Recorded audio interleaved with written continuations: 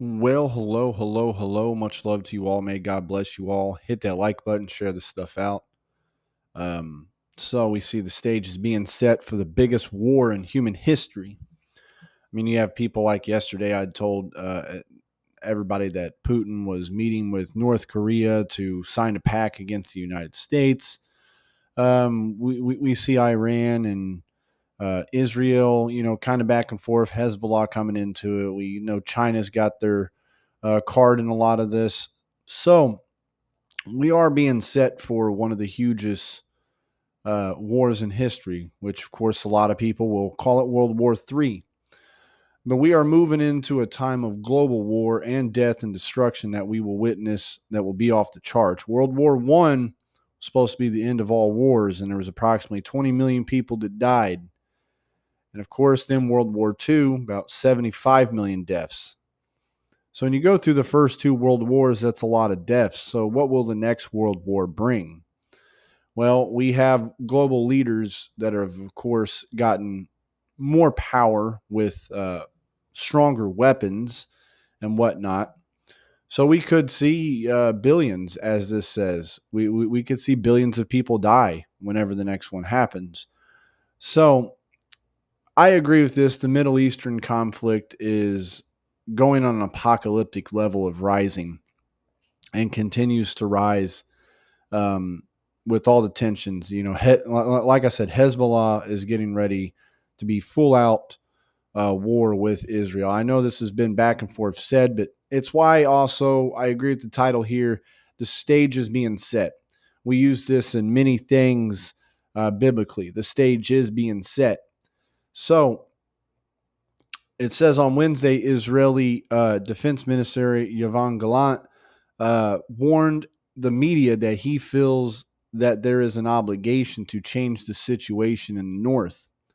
And of course, that's the rising threat with Lebanon's Hezbollah amidst the escalating cross border exchanges of fire between the two sides. They are a lot worse than Hamas is, of course.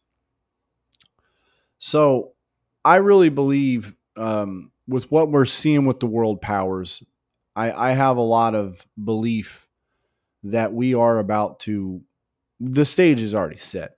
I mean, also, you got to look in cyber attacks back and forth. We live in a different era.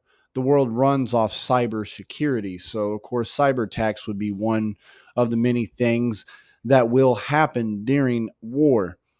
We're seeing the increase of terrorist activity throughout the whole world since the first two world wars. So, like I said, I really believe that this is going to be a far worse war.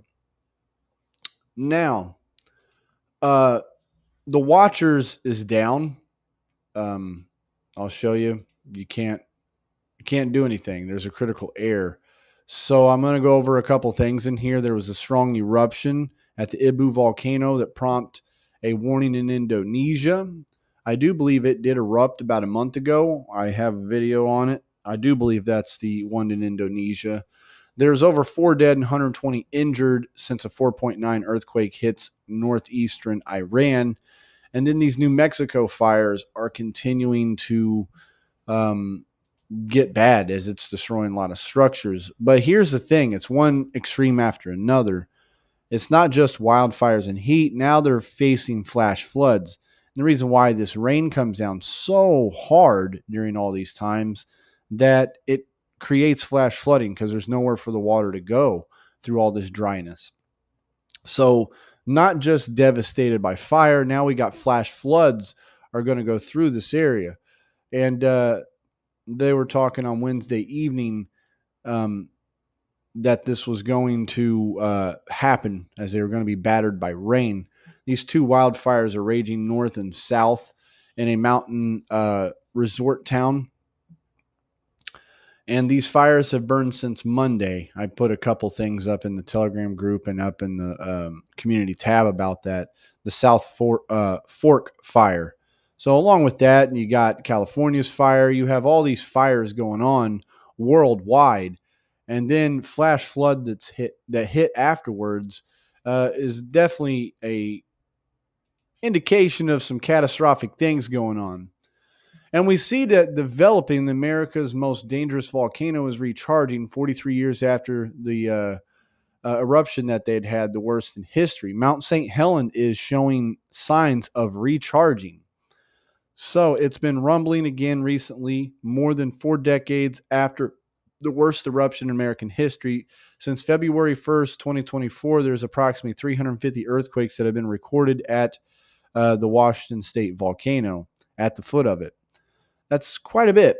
Most of these are more than 95%, have been less than a 1.0 magnitude, and are too small to be felt at the surface. But that doesn't mean that inside the cauldron that it's not creating a rumble. So this definitely, like I said, is a huge increase in activity that's been going on there. So May 31st, they had a 2.0.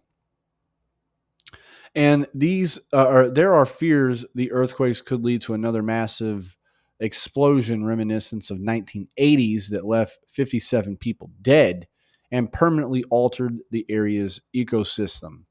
In early June, the number of earthquakes recorded per week reached 38 events per week. So far, in the month of June, they're experiencing even a huger increase. Most happening around 4.6 miles below the crater floor.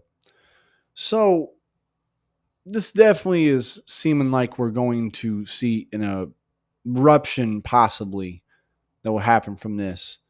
But either way, it was back in 1980 that they had a magnitude of 5 earthquake that struck it and caused it to erupt.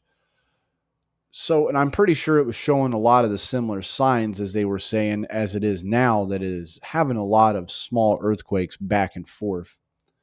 So, guys, all these signs of the times we're having with the wildfires, flash floods everywhere, it's like the days of Noah, tornadoes, random weather events, just to speak of that as well. I just got back from camping with me and my son, and we were fishing at 10:30 at night, radar, which the radar has failed people. I have a video talking about that a few weeks ago, how that tornado hit in Michigan and AccuWeather said, hey, there's nothing on the radar. Well, AccuWeather told us there was nothing on the radar. We could see the moon was almost completely full.